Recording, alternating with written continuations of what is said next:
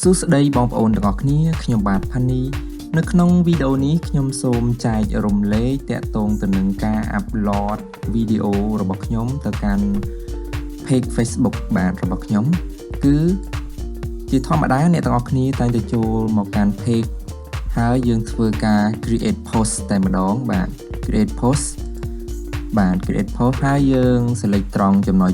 photo and video ចំពោះ photo អូខេនៅត្រង់ចំណុចនេះគឺខ្ញុំតែងតែធ្វើការ upload បែបនេះចំពោះ video វិញប្រសិនបើអ្នកទាំងអស់គ្នាចុចត្រង់នេះហើយយើងស្វែងរក video ផ្ទាល់តែម្ដងបាទ video ដែលយើងចង់ post ហើយយើងចុច select video នឹងហើយយើង open ចូលគឺវានឹង load បែបនេះហើយល្បឿន upload នៅខាងលើបន្ទាប់ពីពេញយើងអាច write something ក៏ដូចជា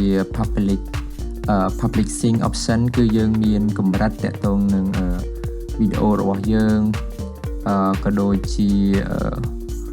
text ផ្សេងៗគឺយើងអាចបំពេញបានបាទហើយក៏យើងអាច add caption បើសិនបើយើងមាន caption ហើយមួយទៀតទាក់ទងនឹង change thumbnail យើងអាច upload new thumbnail ដូចថាវីដេអូរបស់ខ្ញុំពេលដែលធ្វើបែបនេះហើយ thumbnail គឺវានឹងចាប់យកអូតូប្រសិនបើយើង design thumbnail ស្អាតមួយទៀតដើម្បីយើងងាយស្រួលដល់អ្នកមើលគាត់នឹងមើលពីអត្ថន័យវីដេអូដែលយើងចង់និយាយគឺយើងត្រូវតែ upload thumbnail ថ្មីមួយយើងធ្វើហើយយើង upload តាមរយៈត្រង់ចំណុចនេះក៏បានយើង upload មកបាទយើងអាច upload បានក៏ប៉ុន្តែចំពោះ tool មួយចំនួនផ្សេងទៀតគឺយើងមិនអាចប្រើប្រាស់តាមរយៈ publishing option នៅត្រង់ចំណុចនេះបានទាំងអស់នោះទេខ្ញុំសូមណែនាំអ្នកទាំងអស់គ្នានៅពេលដែលយើង cancel សិនមកបាទយើង cancel សិនអូខេយើង cancel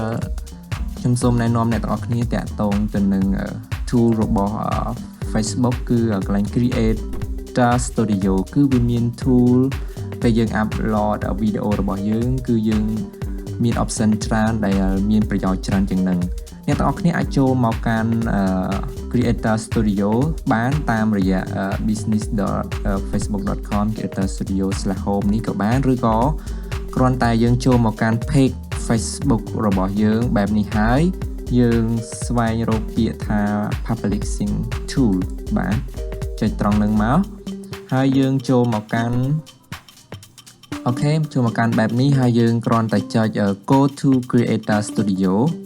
គឺវានឹង direct មកកាន់ Creator Studio ផ្ទាល់បានហើយយើងចុច home ត្រង់នេះមក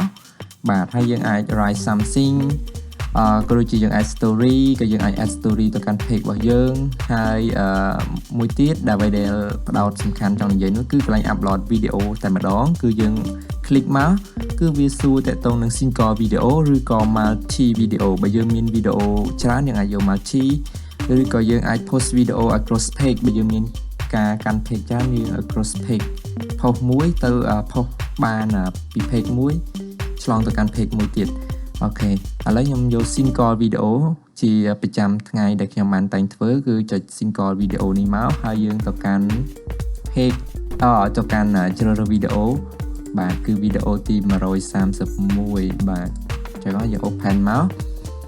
គឺវានឹងអូខេគឺវានឹង upload វីដេអូនឹងចូលហើយវាមកកាន់ create post បែបនេះហើយយើងនឹងបានតម្រង់បែបនេះអូខេឥឡូវខ្ញុំសូមធ្វើការវាយបញ្ចូល title សិនបាទបន្ទាប់ពីយើងធ្វើការបំពេញ title ហើយបាទខាងលើនេះគឺ title មួយខាងក្រោមគឺ description ដែលយើងចង់បរិយាយផ្សេងហើយមួយទៀតក៏យើងអាច add feeling ក៏ដូចជា check in ហើយកន្លែង text នេះគឺយើងចាំបាច់គួរតែដាក់ដើម្បីតាក់ទងនឹងវីដេអូរបស់យើងផងដែរបាទអូខេឥឡូវខ្ញុំចង់កន្លែង text នេះគឺឧទាហរណ៍ខ្ញុំសេឈ្មោះរបស់ខ្ញុំបាទហើយយើងត្រូវការវានឹង load ខាងក្រោមបែបនេះតើយើងចុចបែបនេះបានវាចូលមក text មួយឈ្មោះមួយតាមប្រភេទតាក់ទងឈ្មោះរបស់យើង page របស់យើងគឺក៏វីដេអូរបស់យើងអាចដាក់បានច្រើនគ្រាន់តែបើសិនជាអ្នកនរគ្នាចង់ដាក់បន្ថែមហើយខាងក្រោមនេះយើងនឹងឃើញអូខេវីដេអូរបស់យើងបាន upload រួចហើយក៏យើងក៏លេខចូលមកកន្លែង thumbnail បាទកន្លែង thumbnail គឺវាចាប់យកអូតូបែបនេះបាទ generate បែបនេះគឺ set thumbnail ក៏ប៉ុន្តែខ្ញុំមាន thumbnail ខ្លួនឯងអញ្ចឹងខ្ញុំអាច add image intro កាន់ thumbnail នោះបានបន្ទាប់មកវានឹងអាចបង្ហាញបែបនេះយើងអាចមើលពេញដែលយើងចុចកន្លែង video detail នេះយើងនឹងឃើញ thumbnail របស់យើងបានរបៀប activate account Facebook ហ្នឹងបាទអូខេហើយយើងក្រឡេកចូលមកកាន់យើងចុច next មកបាទចុច next បន្ទាប់មកនេះគឺជា option ផ្សេងជាច្រើនលើសពីការឲ្យយើង upload ធម្មតាគឺវាមានកន្លែង schedule ក៏ដូចគ្នាដែរកន្លែង new feed ដូចគ្នាក៏ប៉ុន្តែមួយទៀតគឺតកតងទៅនឹងឲ្យ choose playlist បាទ playlist អានេះតកតងនឹងលើ computer បាទខ្ញុំនឹងគួរ add playlist ថ្មីមួយទៀតយើងអាច add playlist បានអូខេឥឡូវខ្ញុំយក default ខាងលើនេះមួយសិនទៅកន្លែងលើ computer ហ្នឹងបាទគឺយើងអាច add កន្លែង playlist នឹងបានបន្ទាប់មកយើងនឹងអាចមើល before you public គឺអូខេវីដេអូរបស់យើងគឺ3នាទី minute long 3 minute video description ក៏យើងបានដាក់ tag ក៏យើងបានដាក់បើយើងអត់បានដាក់ tag ទេវានឹងអត់ចេញពណ៌ tick បែបនេះទេហើយកន្លែង HD វីដេអូរបស់យើងអូខេបើវាចេញកម្រិតវីដេអូរបស់យើងរហូតដល់ HD គឺវា tick ដូចគ្នាហើយទី5នោះកន្លែង add to playlist or series បើយើងបាន add គឺវានឹងចេញ tick បើយើងមិនបាន add ចឹងទេគឺវាអត់ចេញ tick គ្រប់ចឹងទេអញ្ចឹងនេះជាគោលការណ៍វា recommend ឲ្យយើងតាក់ទងនឹងវីដេអូរបស់យើងយ៉ាងតិច3នាទី video description tag HD video ក៏ដូចជា add playlist ជាដើមបន្ទាប់មកយើងអាចធ្វើការ public បានហើយក៏យើងចុច public មកជាការស្រេចនេះគឺជារបៀបដែលខ្ញុំចង់ចែករំលែកទៅអ្នកទាំងអស់គ្នាតាក់ទងទាំងការ upload វីដេអូនៅលើ Facebook page របស់យើង